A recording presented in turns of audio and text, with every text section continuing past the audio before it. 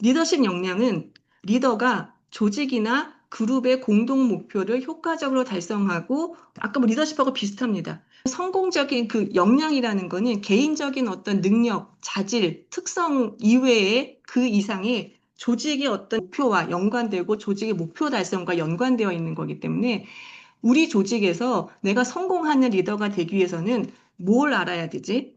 그러니까 지식에 대한 이야기인 것 같고요. 뭘 할 수 있어야 되지? 뭐 스킬에 대한 이야기일 수 있고요. 어떤 행동을, 어떤 태도를 가져야 되지? 이거에 대한 구체적인 가이드라인을 주는 게 리더십 역량입니다.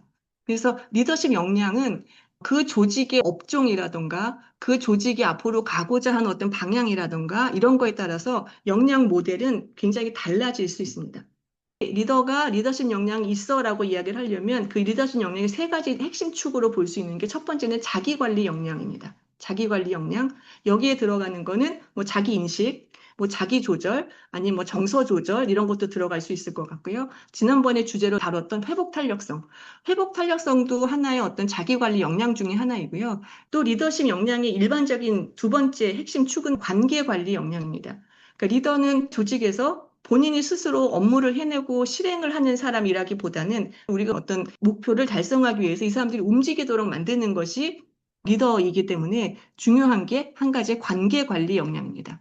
인재 육성 및 코칭 역량, 그 다음에 팀워크 역량, 아니면 뭐 협업 관계 구축하는 역량, 갈등 관리 역량, 뭐 피드백 제공하고 수용하는 피드백 역량, 이런 것들이 관계 관리 역량에 들어가고요. 또 하나, 일이 되도록 만들어야 되기 때문에 또 하나는 업무 관리 역량에서는 이런 것들이 들어갑니다. 비전 제시 역량, 전략 수립 역량, 성과 관리 역량, 의사결정 역량, 문제 해결 역량, 변화 주도 역량, 뭐 혁신 역량, 위기 대응 역량, 일이 잘 되도록 만드는 데 들어간 필요한 역량들은 다 여기 업무 관리 역량에 들어간다라고 생각하시면 될 것 같아요. 그러면 오늘 저희가 주제로 다루고 있는 그럼 도대체 리더십을 역량 관점으로 본다는 거는 어떤 의미이지? 오늘 내가 역량에 대한 이해, 리더십 역량에 대한 이해를 하고 역량 관점에서 리더십을 본다는 게 어떤 거야? 라고 얘기하면 리더십은 개발이 가능하다. 이제 이게 첫 번째고요. 두 번째는 측정 가능하고 구체적인 행동들로 역량은 구성되어 있기 때문에 그렇습니다. 그래서 이런 리더십 역량을 코치가 리더십을 역량 관점으로 보면 어떤 것이 가능해지냐면 주관적인 평가를 넘어서는 객관적인 평가 기준을 제공하는 것도 가능해집니다. 근데 제가 오늘 가장 중요하게 선생님들이 좀 기억해 주셨으면 하는 건 뭐냐면 역량에는 수준이 존재한다라는 겁니다. 그 다음에 역할에 따라서 요구 수준이 다르다. 요거를 기억하셨으면 좋겠습니다. 의사소통 역량이라고 하더라도 레벨 1, 2, 3, 4 어떤 조직 5까지 가기도 하거든요. 의사소통 역량 레벨 1은 본인이 하고 싶은 본인의 의견이나 생각을 논리적으로 잘 전달한다. 뭐 이거는 의사소통 역량의 뭐첫 번째 가장 낮은 수준입니다. 그리고 레벨 2는 내 의견만 전달하는 것이 아니라 상대방의 이야기를 뭐 상대방 입장을 잘 듣고 뭐 요약한다라거나 이런 것들이 뭐 레벨 2. 레벨 3은 의사소통할 때 상대방의 성향과 상황을 반영해서 거기에 맞춰서 맞춤식으로 소통한다.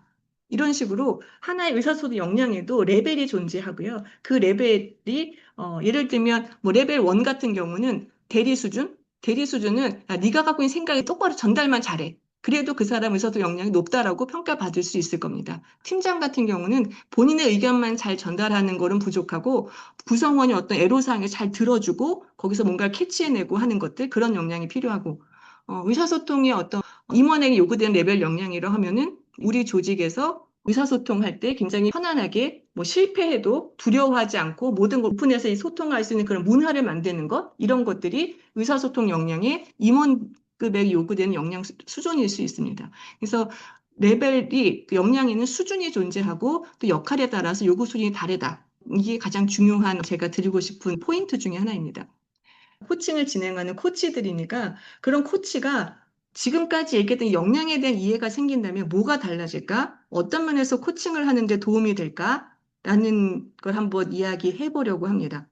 첫 번째는 목표 설정하는 데 도움을 좀 받으실 수 있을 것 같아요.